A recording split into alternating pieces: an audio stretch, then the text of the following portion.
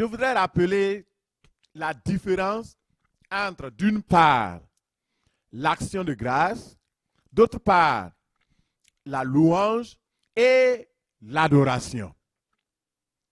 Qu'est-ce que la parole de Dieu dit de ces trois types d'activités spirituelles, de ces trois types d'activités que nous devons avoir dans notre vie? L'action de grâce, c'est faire le témoignage de reconnaissance, de gratitude de ce que Dieu a fait pour nous. L'action de grâce est une activité spirituelle par laquelle nous célébrons la bonté de Dieu. Et nous proclamons cette bonté-là pour les choses qu'il nous a données. Vous voyez, l'action de grâce, ça se trouve à ce niveau. Alléluia. Dieu nous donne, il sort de sa poche, il nous donne, et en retour, on dit merci. Est-ce que c'est bien compris? Et la louange, c'est une activité spirituelle aussi. Mais cette activité spirituelle vise à célébrer la grandeur de Dieu, la puissance de Dieu, les grandes œuvres que Dieu a faites. Ça, c'est la définition de la louange. Quand nous venons louer, on pense à un Dieu grand. Nous avons chanté tout à l'heure. C'est un chant de louange tout puissant.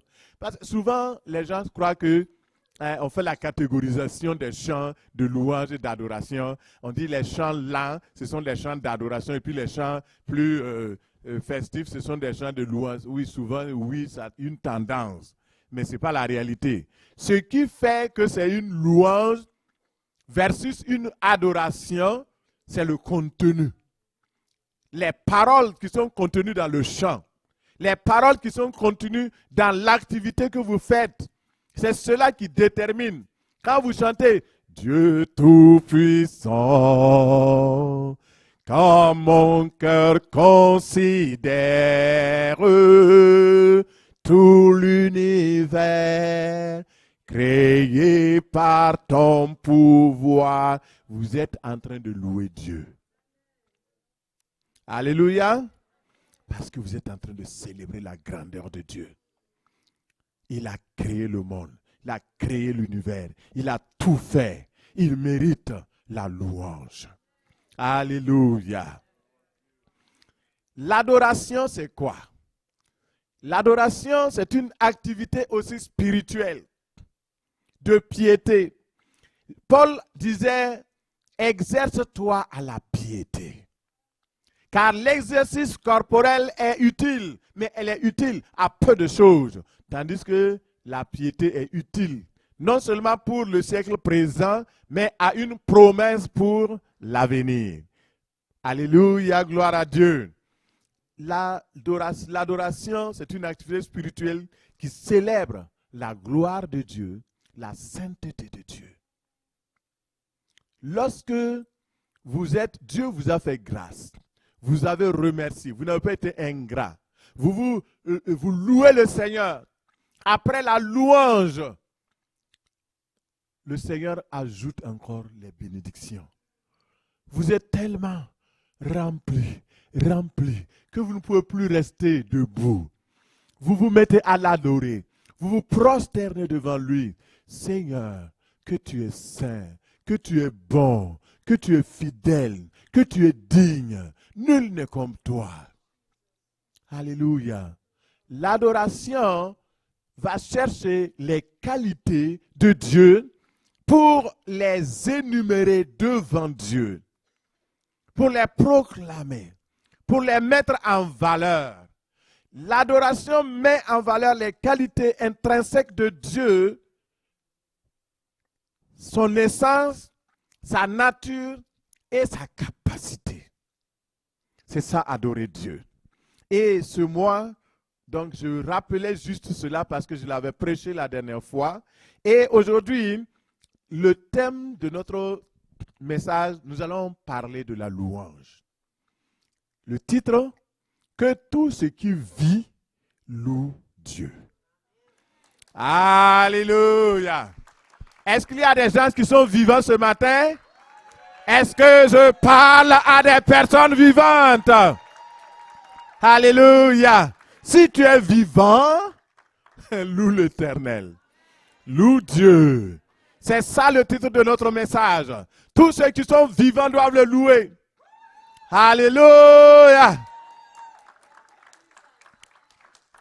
Les deux premiers instruments que Dieu a fabriqués pour le louer, le premier instrument, ce sont les anges. Il les appelle ses serviteurs à la louange de son nom.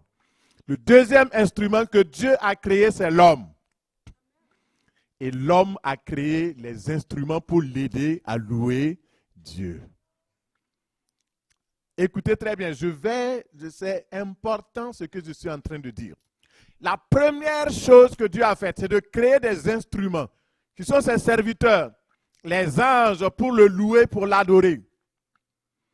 Deuxième type, ce sont les hommes que Dieu a créés pour le louer, comme des instruments. Les anges louent Dieu en tant que serviteurs.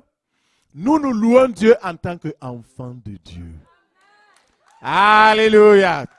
Nous avons une position meilleure, une position de qualité. Alléluia. C'est pourquoi mon frère, ma soeur, louer Dieu, ça doit être un plaisir. Ça doit pas être, est-ce qu'on peut lever maintenant les mains? Est-ce qu'on peut taper les mains? On va danser pour Jésus? Danser pour Jésus? Quand je vois ça dans les assemblées, j'ai pitié. Je dis, ils n'ont rien compris. Et surtout quand je vois des gens qui disent qu'ils sont des serviteurs de Dieu, pendant la louange, c'est eux qui sont là.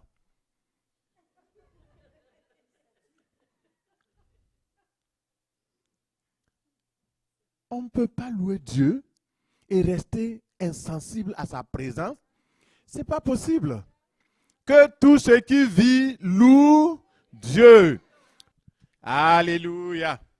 Tout ce qui vit, qui peut se tenir debout, se tient debout maintenant.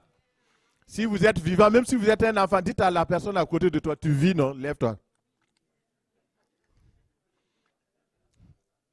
Ben, si la personne n'est pas vivante, laissez-la, ce n'est pas grave. Mettez le psaume 150.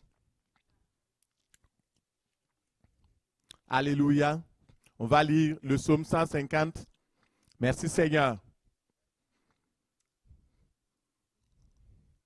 Nous allons le lire à haute voix. On va le lire à 3. 1, 2 et 3. Louez l'Éternel. Louez Dieu dans son sanctuaire. Louez-le dans l'étendue où éclate sa puissance. Louez-le pour ses hauts faits. Louez-le selon l'immensité de sa grandeur. Louez-le au son de la trompette.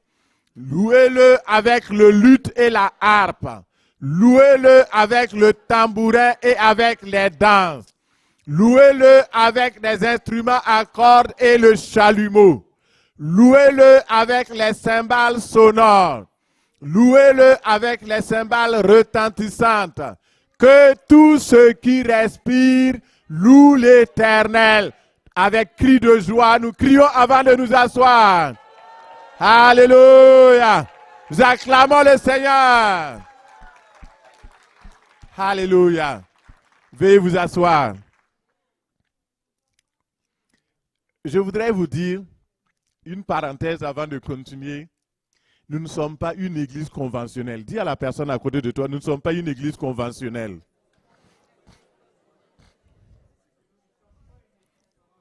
Amen. Ça a délivré quelqu'un. Dans les... Alléluia, amen. Alléluia. Merci Seigneur. Nous sommes dans la liberté de l'esprit. Et là où il y a l'esprit, là est la liberté. Alléluia, gloire à Dieu. Alors, pourquoi devons-nous louer Dieu?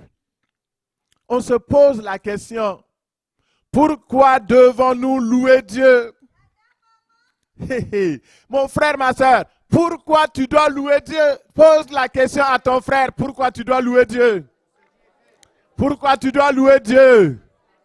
Alléluia. Nous devons louer Dieu, mais pourquoi? Nous allons voir la première chose pour laquelle nous devons louer Dieu, c'est que Dieu nous a créés pour le louer. Quand on crée un instrument, comme j'ai dit, pour faire une œuvre, est-ce que l'instrument peut dire non, je ne veux pas faire ce que tu m'as dit? Normalement, non. Le piano a été créé pour jouer. Quand le piano est là, tu commences à jouer, ça joue. Ça ne dépend pas de qui est dessus. Nous sommes des instruments formés par Dieu pour louer Dieu. Il y a quelqu'un qui n'est pas d'accord avec moi. Ouvre la Bible avec moi, Ésaïe 43, 21. Regarde ce que Dieu lui-même dit. Le peuple que je me suis formé publiera mes louanges. Dieu dit, le peuple que je me suis formé avec ma propre main, le peuple que j'ai créé, les enfants que j'ai créés, publieront ma louange. Dieu nous a formés pour vraiment publier sa louange.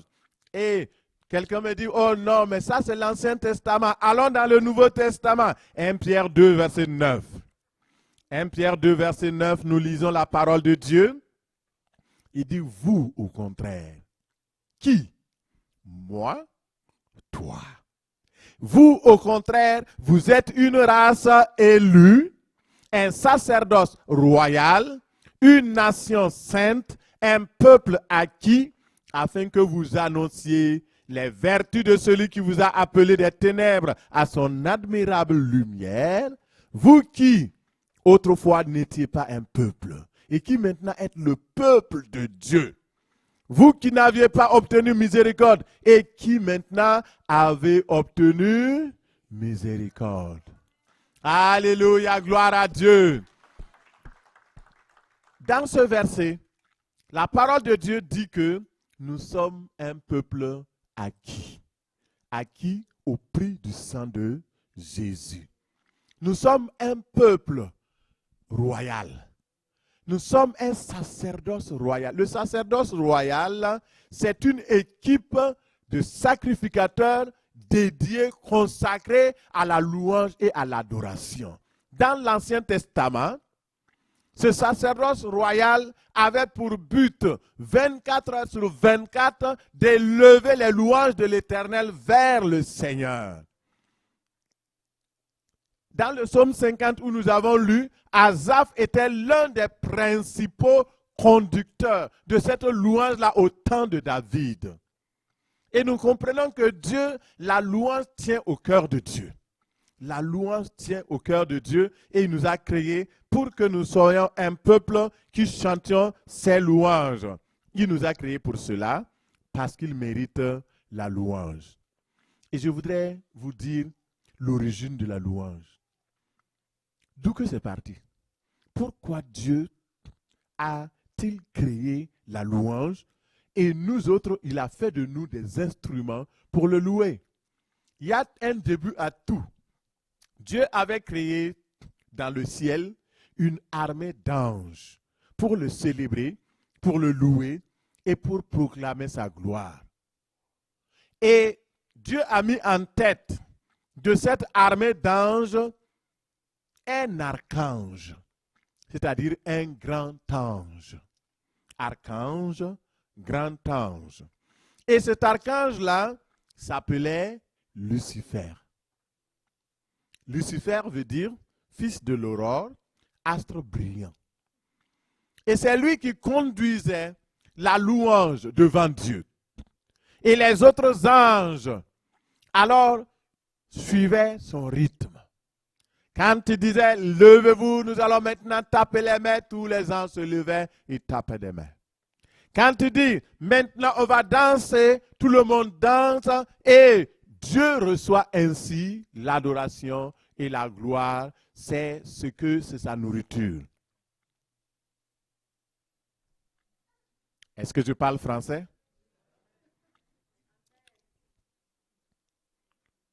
Dieu se nourrit de la louange de son peuple.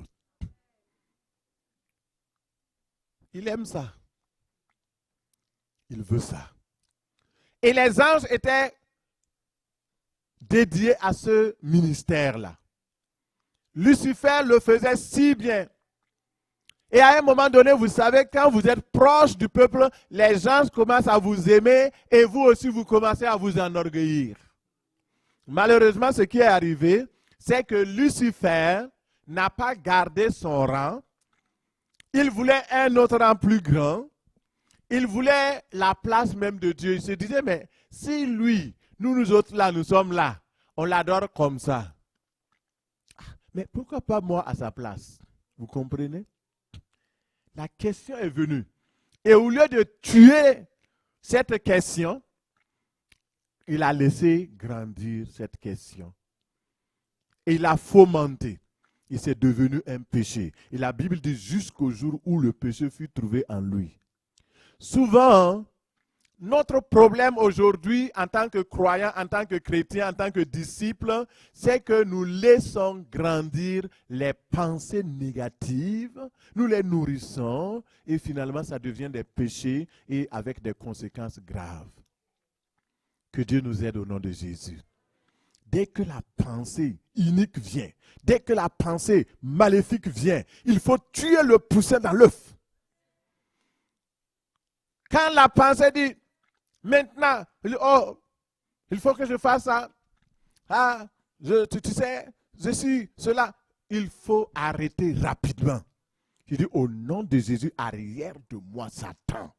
Parce que cette inspiration, cette pensée ne vient pas de toi, Seigneur. Et, malheureusement, Lucifer n'a pas fait ceci. Il a continué de nourrir cela. Ézéchiel 28, verset 13 nous dit, tu étais en Éden, le jardin de Dieu, couvert de toute espèce de pierres précieuses, de sardoine, de topaz, de diamants, de chrysolite, etc. Tes tambourins et tes flûtes étaient à ton service, préparés pour le jour où tu fus créé.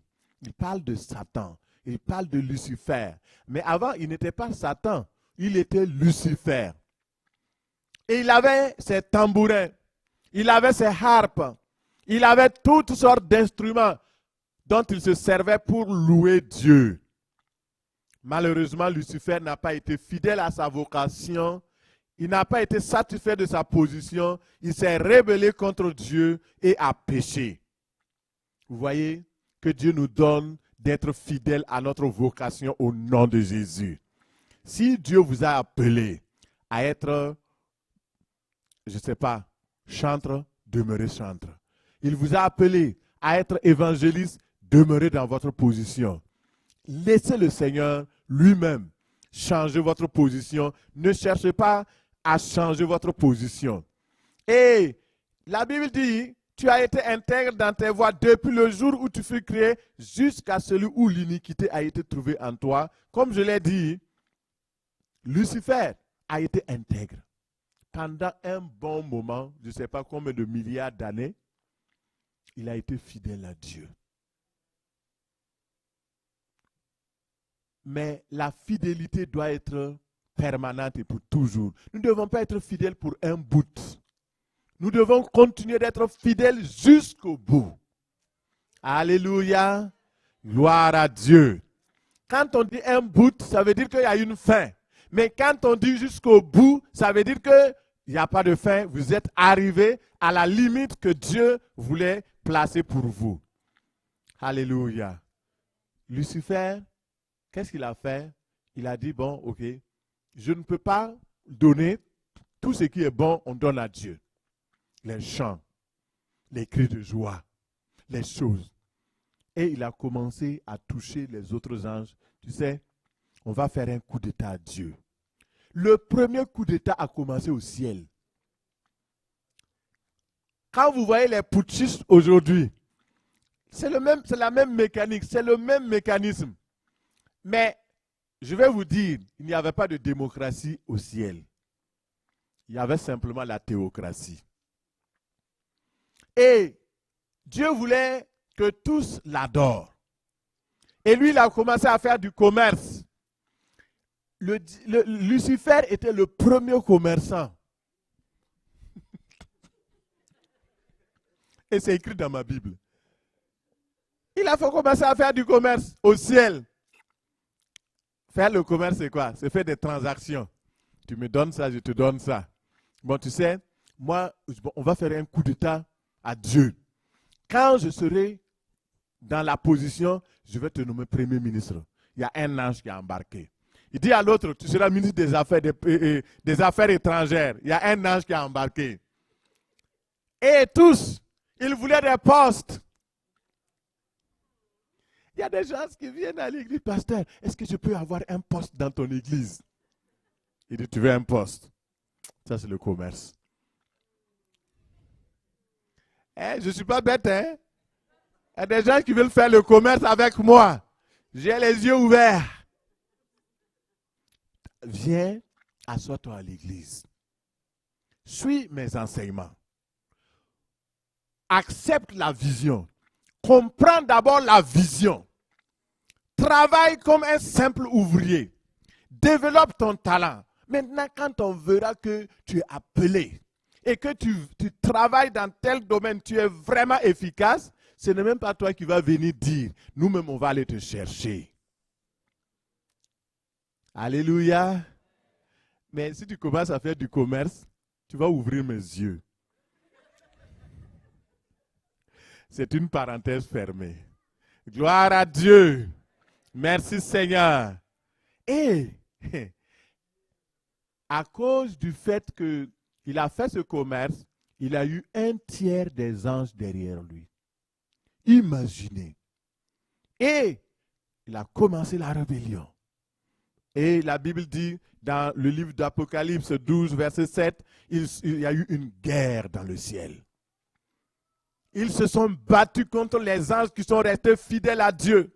La Bible dit que leur place ne fut plus trouvée dans le ciel. Et il fut précipité, le grand dragon, le serpent ancien, celui qui s'appelait Lucifer. Il a été transformé en un autre.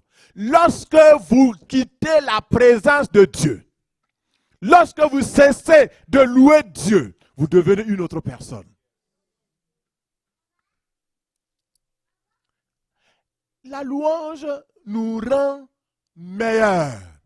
La louange nous donne d'entrer dans le corridor, le corridor de la grâce de Dieu. C'est là que nous sommes sauvés, c'est là que nous sommes bénis, c'est là que tout survient. Mais si nous quittons cette atmosphère de louange, quand Satan a quitté, il est devenu une autre personne. Ennemi de Dieu, chassé, précipité. Que Dieu nous aide au nom de Jésus. Demeurons dans la louange du Dieu très haut. Ne quittons pas notre position d'adorateur, d'adoratrice. Notre position est la meilleure. Alléluia. Et maintenant, vous voyez, quand Dieu a chassé Lucifer qui est devenu Satan, ils sont partis et il y a un vide au ciel. Et Dieu a commencé un recrutement. Dis à la personne à côté de toi, un recrutement. Hey! Et vous savez, la première chose que Dieu a faite, il a créé Adam.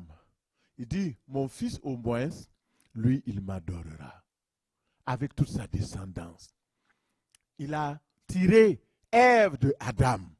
Et il dit, voici une nouvelle génération qui va me louer. Voici de nouveaux instruments pour ma gloire. Voici de nouveaux instruments pour me célébrer. Alléluia. Hey, hey. Alléluia. Quand vous comprenez la parole de Dieu, vous ne pouvez pas ne pas louer Dieu. Regardez, nous n'étions rien. On n'existait même pas. Mais Dieu nous a créés pour prendre la place de cette multitude d'anges qui a quitté leur position afin que nous autres, nous puissions être là pour l'adorer. Alléluia. Quel privilège. Acclame le Seigneur. Merci Seigneur. Merci Roi des rois. Merci Seigneur des seigneurs. Merci pour cette position magnifique. Quelle joie, quelle grâce. Alléluia. Et nous adorons Dieu, comme je l'ai dit, en tant qu'enfants de Dieu. Frères et sœurs, lorsque nous commençons à louer Dieu et à l'adorer, nous déconnectons de nous-mêmes. Nous nous dépouillons de nos faiblesses, nous nous dépouillons de nos incapacités et nous entrons dans une dimension, la dimension de la grâce, la dimension de la gloire, la dimension de l'amour de Dieu. La présence de Dieu est là. Et l'environnement est là. Le Saint-Esprit nous envoie dans son torrent d'amour. Et nous voyons la grâce de Dieu. Alléluia. Merci Seigneur. Rien ne peut se comparer à la présence de Dieu. Alléluia. Merci Seigneur. Pourquoi adorer Dieu? Dans Apocalypse 4, verset 11, il est dit, « Tu es digne, notre Seigneur et notre Dieu, de recevoir la gloire, l'honneur, la puissance, car tu as créé toutes choses. Et c'est par ta volonté que toutes choses existent et subsistent. » Nous louons Dieu parce qu'il est grand, pour ses hauts faits, pour ses bienfaits, pour sa fidélité et pour tout ce qu'il a fait pour nous. Regardons dans le Nouveau Testament. Regardons dans le Nouveau Testament, dans Luc 2, et nous allons regarder comment le Seigneur nous introduit dans cette grâce de la louange. Et nous voyons un exemple, une grande louange dans le ciel, à l'occasion de la naissance du Seigneur Jésus-Christ, qui est le Seigneur, le Sauveur. Luc 2, verset 12. Et voici, à quel signe vous le reconnaîtrez. Vous trouverez un enfant emmailloté et couché dans une crèche. Et soudain, il se joignit à l'ange, une multitude de l'armée céleste, louant Dieu et disant, gloire à Dieu dans les lieux très hauts et paix sur la terre parmi les hommes qu'il a agréés. Amen.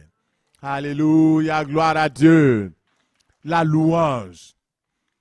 Il y a des gens qui disent, ah, mais c'est simplement dans l'Ancien Testament. Non, dans le Nouveau Testament, la louange est là. Et de toute façon, il n'y a pas de Nouveau Testament sans Ancien Testament. La Bible dit que c'est l'ombre des choses à venir. Quand vous vous déplacez, votre ombre vous suit. Donc, vous ne pouvez pas vous déconnecter. Il y a des gens qui veulent décapiter leur ombre. Ah, l'Ancien Testament, là, ça nous gêne. Non, ça ne doit pas te gêner. Ça t'accompagne. Alléluia. Merci Seigneur pour l'Ancien Testament. Merci pour le Nouveau Testament. Tout est ta parole. La louange céleste dans le ciel, comme je l'ai dit, les anges louent Dieu nuit et jour. Et lorsque Jésus-Christ est venu sur la terre, ce fut un grand événement dans le ciel. Le ciel s'est mis en branle. C'était la fête. Et il y a un ange que Dieu a envoyé pour annoncer la bonne nouvelle à des bergers qui étaient en train de garder leurs brebis, de garder leur troupeau. Et quand l'ange est arrivé, l'ange a parlé. Il dit, vous savez, actuellement là, il y a quelque chose qui s'est passé. Il dit, ah, c'est quoi? Jésus est né. Alléluia. Jésus est né. Et cette joie, dès qu'il a dit cela, une multitude d'anges est descendue. Ils ont commencé une chorale céleste. Ils ont commencé à louer Dieu, à le célébrer, à magnifier Dieu pour la naissance de Jésus. Parce que c'est un grand événement. Et dans Luc 19, verset 35, verset 40, il dit, ils amenèrent à Jésus l'ânon sur lequel ils jetèrent leurs vêtements et furent montés Jésus. Quand il fut en marche, les gens étendirent leurs vêtements sur le chemin.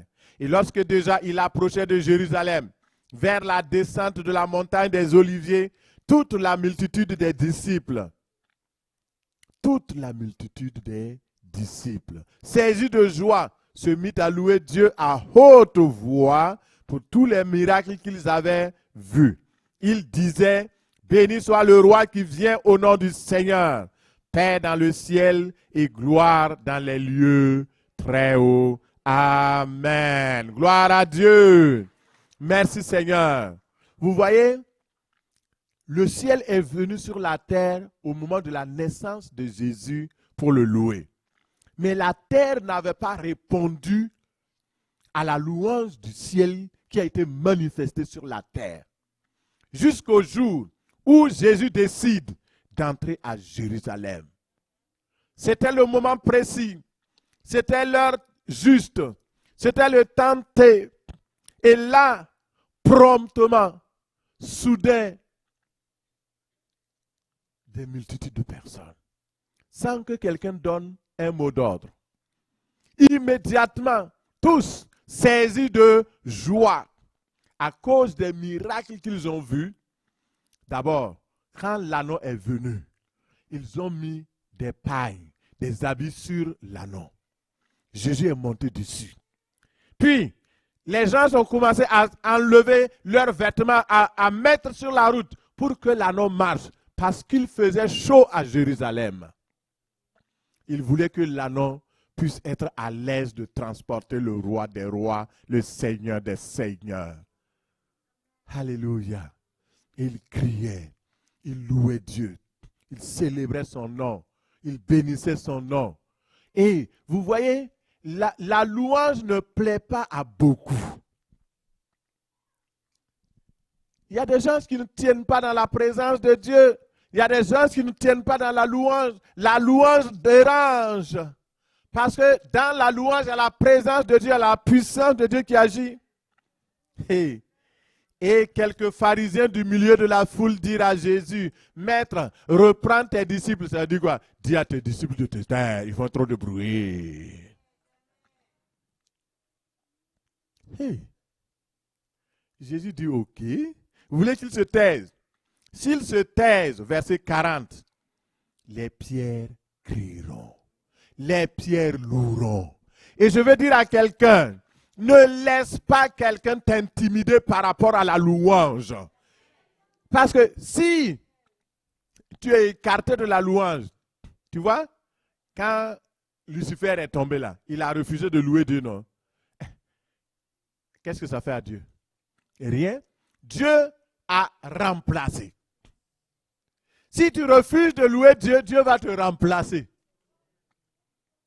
Qu'il n'en soit pas ainsi. Loue Dieu. Célèbre-le. Honore son nom de tout ton cœur.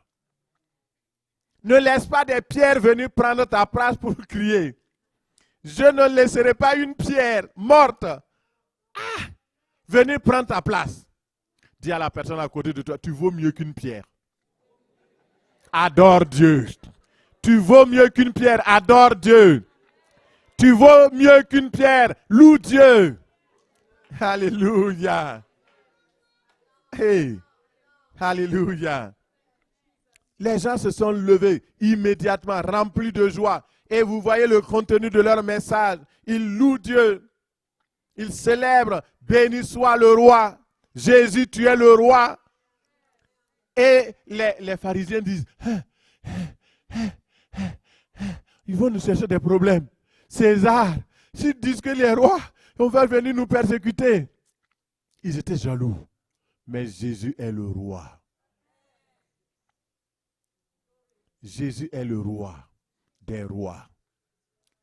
Si tu veux, oui ou non, c'est lui qui est le roi. Si tu veux, oui ou non, c'est lui qui est le roi. Si tu veux, oui ou non, c'est lui qui est le roi. C'est Jésus qui est le roi.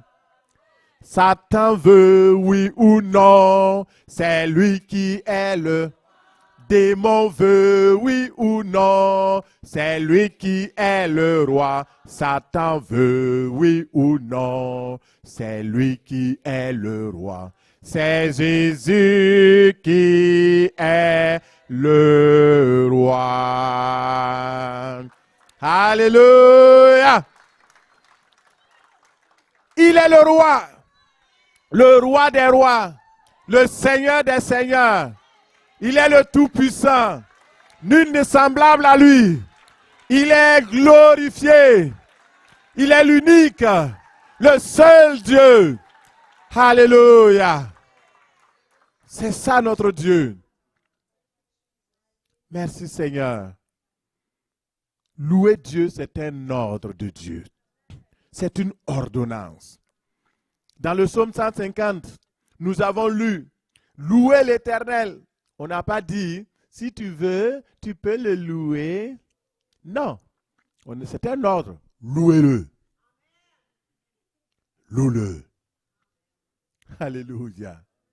Et David comprenait que la louange est difficile. Et il l'ordonnait à son âme. Souvent, il ne veut pas se lever pour louer Dieu. Il est fatigué. Et les gens l'ont vraiment découragé. Il parle, il n'a pas la victoire sur telle ou telle affaire. Son âme refuse. Mais il ordonne à son âme, mon âme bénit le Seigneur. Mon âme loue le Seigneur. Mon âme bénit son Saint-Nom. Il faut ordonner à ton âme de louer le Seigneur. L'esprit est bien disposé, mais la chair est... C'est pourquoi souvent, il faut dire non à la chair.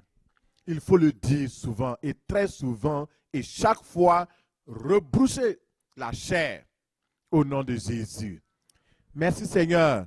Et il dit louez l'Éternel, louez Dieu dans son sanctuaire, louez-le dans l'étendue où éclate sa puissance. L'assemblée de Dieu, l'assemblée où les enfants de Dieu se réunissent, est le lieu où la puissance de Dieu éclate. C'est pourquoi nous devons le louer dans l'assemblée. Louez-le pour ses hauts faits, louez-le selon l'immensité de sa grandeur. Que tout ce qui respire loue l'Éternel. Alors, ce matin, j'aimerais t'inviter à prendre cela au sérieux. Et ce que je dis est certain. Chacun de nous qui sommes là en tant qu'enfants de Dieu, nous avons été placés à la place de Lucifer et des anges déçus pour louer et adorer Dieu. N'arrête pas de louer Dieu. Continue de célébrer Dieu. Au nom de Jésus. Alors, nous louons Dieu pour ses hauts faits, pour ses bienfaits. Par exemple, lorsque les enfants d'Israël ont traversé la mer Rouge, spontanément, Myriam, la prophétesse, la sœur d'Aaron, a pris à la main un tambourin et toutes les femmes sont sorties à sa suite avec des tambourins et elles dansaient, elles louaient Dieu, suivies par les hommes. Tout le monde chantait. Vous connaissez ce cantique dans Exode 15. Et vous savez, il est dit que nous allons chanter au ciel ce cantique-là, le cantique de Moïse. Moi, j'aimerais, parce qu'on ne connaît pas la mélodie, hein? Ça n'a pas été conservé. J'ai hâte. Alléluia. Et vous savez, les événements qui sont en train de se dérouler actuellement au Moyen-Orient, c'est un signe très fort. C'est un signe très, très fort que le Seigneur revient bientôt. Les choses sont en train de se placer. Actuellement, les 10 pays qui doivent attaquer Israël à la fin des temps, c'est en train de se constituer. On connaît déjà les 3 principaux. On sait qu'il y a l'Iran, on sait qu'il y a la Russie, on sait qu'il y a la Turquie. Ça, c'est clair, tout le monde le sait. Mais il y a 7 autres qui vont se joindre. Et ça va se décider dans cette guerre qui est en train de se faire. Et vous savez, quand vous louez Dieu, vous êtes en train de préparer votre avenir céleste. Parce qu'au ciel, l'activité que nous aurons, c'est juste le louer et le célébrer, l'adorer. Maintenant, sur la terre, tu n'as pas appris à adorer Dieu. Au ciel, tu seras comme un étranger. Si tu y arrives, bien sûr. Et avant le retour du Seigneur, nous devons le louer, le célébrer, le glorifier. Alléluia. Merci Seigneur. Myriam a pris des tambourins. Et dans Exode 15, verset 1, alors Moïse et les Israélites chantèrent ce cantique à l'honneur de l'Éternel. Il est écrit, je chanterai en l'honneur de l'Éternel, car il a fait éclater sa gloire. Il a précipité le cheval et son cavalier dans la mer. L'Éternel est ma force et le sujet de mes louanges. C'est lui qui m'a sauvé. Il est mon Dieu, je le célébrerai. Il est le Dieu de mon Père. Je le proclamerai, je proclamerai sa grandeur. L'Éternel est un vaillant guerrier. Son nom est l'Éternel. Alléluia. Gloire à Dieu. Louons Dieu pour ses hauts faits. Il a fait de grandes choses dans ta vie, loue-le. Il a fait de petites choses dans ta vie, loue-le. Ce sont les petites choses qui deviennent de grandes choses.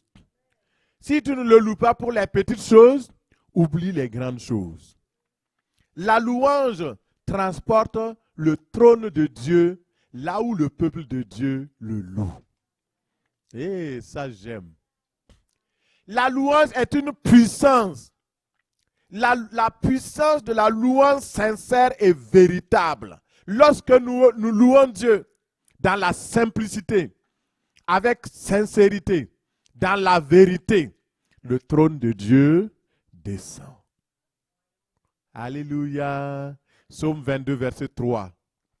Psaume 22, verset 3 nous dit, pourtant tu es le Saint. Dieu est le Saint, digne d'adoration et de louange. Il dit, tu sièges au milieu des louanges d'Israël.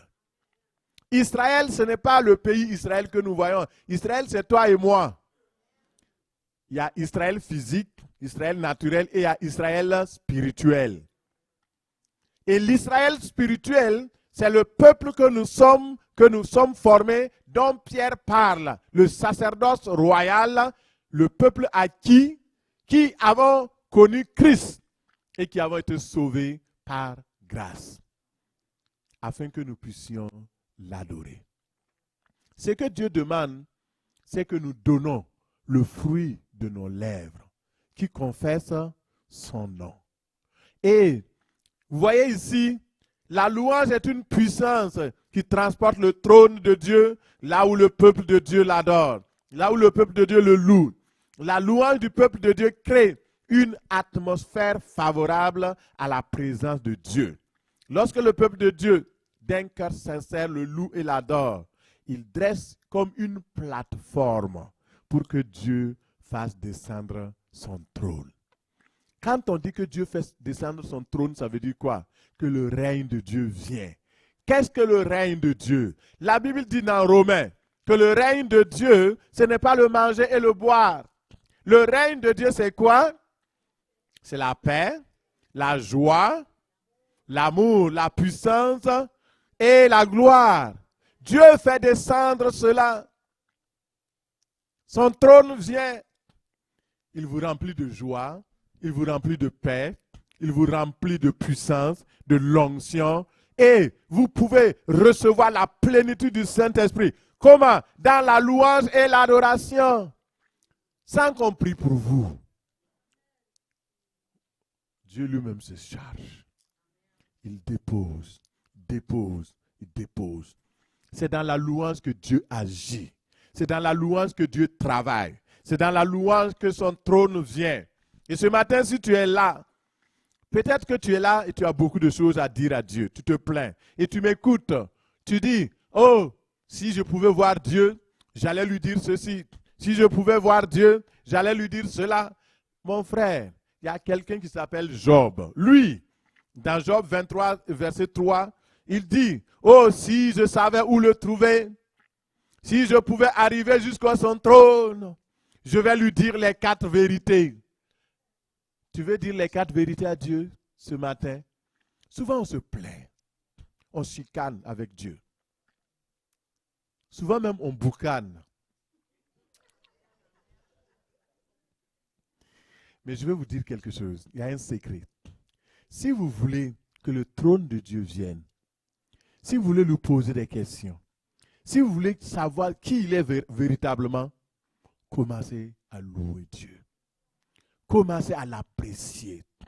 Commencez à dire qui il est. Son trône va venir. Son trône va descendre. Et lorsqu'il descend, l'atmosphère change. Les situations difficiles sont résolues. Les situations impossibles sont rencontrées. Hey, j'aime le Seigneur. Tu n'as pas besoin de monter au ciel. D'ailleurs, tu ne pourras pas. Mais tu peux faire descendre Dieu. Tu peux faire descendre le trône de Dieu sur la terre par la louange. Parce que Dieu siège au milieu de son assemblée qui le loue. Faire descendre le règne de Dieu. Alors, mon frère, ma soeur, c'est important. Merci Seigneur pour ta grâce et ta fidélité. Lorsque Dieu descend, les miracles, les guérisons, tout se passe. Les opprimés sont guéris. Les dépressifs sont guéris. Pourquoi? Parce que Dieu est là. Alléluia. Merci Seigneur. Et ce matin, je vais m'arrêter là parce que j'ai beaucoup de matière à donner ce matin. Mais je veux juste te dire que la louange apporte la victoire dans les combats. Dans les épreuves, quand tu commences à louer, tu sens que tu n'es pas seul. Tu as du soutien. Le Seigneur est là. Nous avons vu l'armée de Josaphat, quand ils étaient dans les situations difficiles et terribles, ils étaient environnés. La louange a fait que les ennemis ont été détruits sans aucun combat. Souvent, nous voulons combattre. Il y a même des églises du combat spirituel. Mon frère, laisse le combat à Dieu. Le combat est à Dieu. Toi, loue-le. C'est la puissante arme. Quand on dit que c'est comme ça, les gens ne disent pas Amen. Parce qu'ils savent, ils veulent combattre. Mais tu sais que tu as déjà eu. Tu combats au nom de Jésus. Au nom de Jésus. Tu es fatigué des maux de tête. Mon frère, loue le Seigneur. Loue simplement. Tu vas voir que ta situation va changer. Les gens ne veulent pas louer Dieu. Pasteur, prie pour moi. Mon frère, pasteur, louons Dieu. J'aimerais le jour où les gens vont venir. Pasteur, je suis dans ton bureau aujourd'hui. J'ai un problème terrible. Mais je ne veux pas prier. Je veux louer Dieu. Tu vas voir que quand tu vas quitter là, avant même que tu quittes le bureau, il y a un téléphone qui va t'appeler pour dire ton problème est résolu. Alléluia. Louons Dieu. Célébrons son nom. Bénissons-le. Et vous voulez être sûr, non? Allez, les murailles de Jéricho. Jéricho, la Bible dit que Jéricho était une ville barricadée, fortifiée. Personne ne rentre, personne ne sort. Il y avait une seule porte. Les enfants de Dieu sont arrivés. Israël est arrivé à la porte de Jéricho. Ils ont envoyé des espions. Ils ont vérifié tout. Quand les espions sont venus, ils disent, ah, ça là.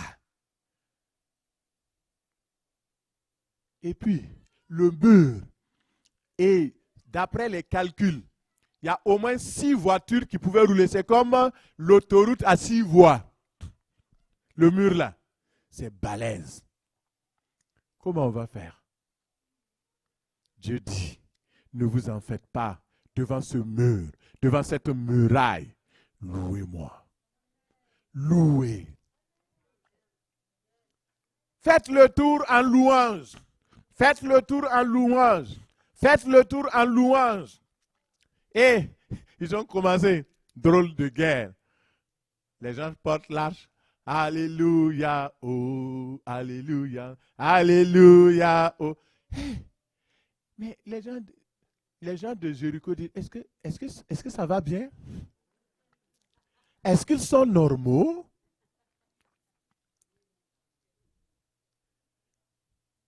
Alléluia. Mais quand ils ont commencé à louer en disant, car il est bon, car sa miséricorde durera toujours, les murailles se sont écroulées. Si tu veux voir tes murailles s'écrouler ce matin, le secret, loue Dieu. Apprends à louer Dieu. Apprends à célébrer son nom. Apprends à dire merci à Dieu. Apprends à louer ton nom. À louer le nom de Dieu. Et alors, tu verras que les choses changeront. Tu vas me dire, mais comment je vais louer Dieu? Je ne sais même pas chanter. Je n'ai pas la voix facile. Et puis, je chante comme une casserole. C'est toi-même que Dieu veut. Alléluia. Viens avec ta voix de casserole. Le Seigneur veut ta sincérité. Il veut voir ton cœur. Si tu le loues sincèrement de tout ton cœur, quel que soit le type de voix que tu as, cela importe peu. Les murailles vont tomber. Les murailles de la maladie tombent. Les murailles du péché tombent.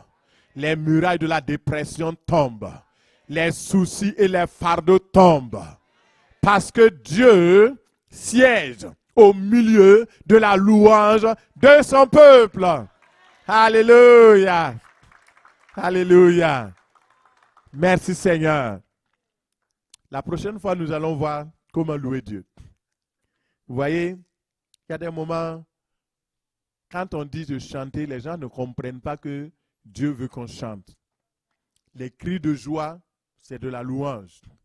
Les danses. Il faut louer Dieu.